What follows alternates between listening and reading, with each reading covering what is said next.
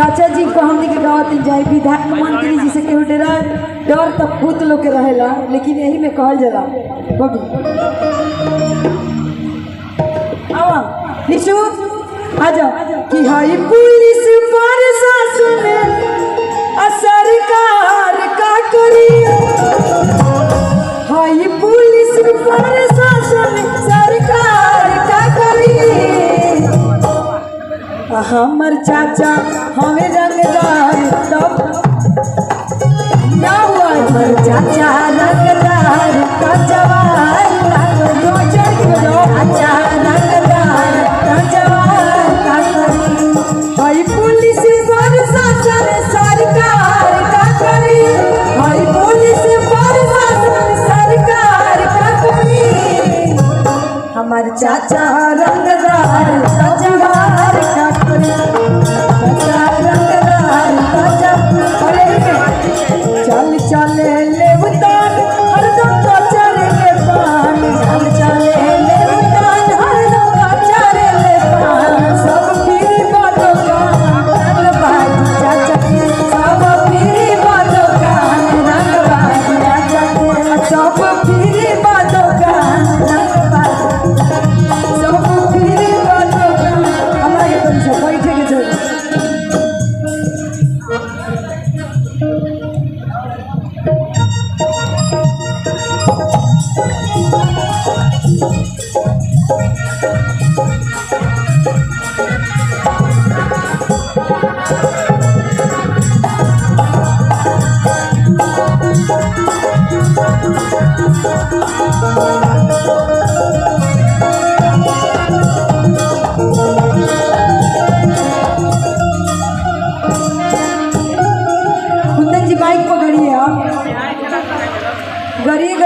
करिए नहीं पकड़िए, आपके तरफ से हम है, पकड़िए हम है ना, टेंशन कर लीजिए,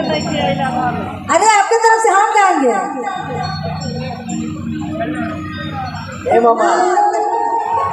ए मामा, आई कही रहती कि आज अंतिम लगन बियाह करेला हमरा से,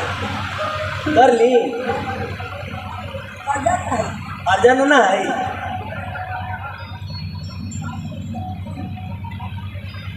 हेलो हेलो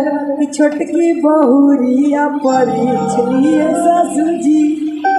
अपनी जानी मोह बिचकाई के, अब जानी मोह बिचकाई के, लव मैरिज का के राउर बबुआ रे आइल बाड़े, लव मैरिज का के राउर बबुआ रे आइल बाड़े, सबका करो खिसियाई के,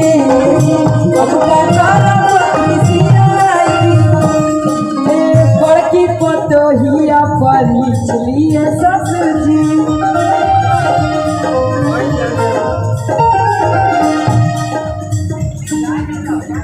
का हुई भैया बेलना चलावे वाली ना बोलेरो चलावे वाली आती, ये बेलना ना चलावाती बोलेरो चलावाती।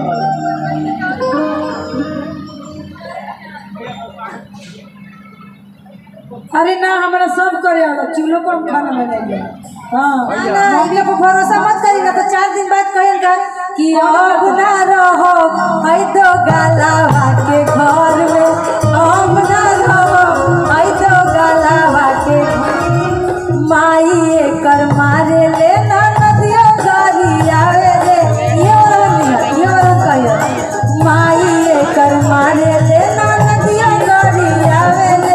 हम ना रहो मछी झुकाला के घर में, हम ना रहो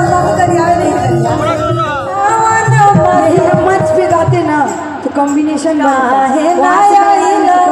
कटहर के तू अधिकारी जी, कटहर के तू अधिकारी जी, कटहर के छीनी छीनी मुँह में खियाई थी, कटहर के छीनी छीनी मुँह में खियाई थी, छिलका जाई तो पिछुआरी जी, छिलका जाई तो पिछुआरी जी, छिलका जाई तो पिछुआरी जी,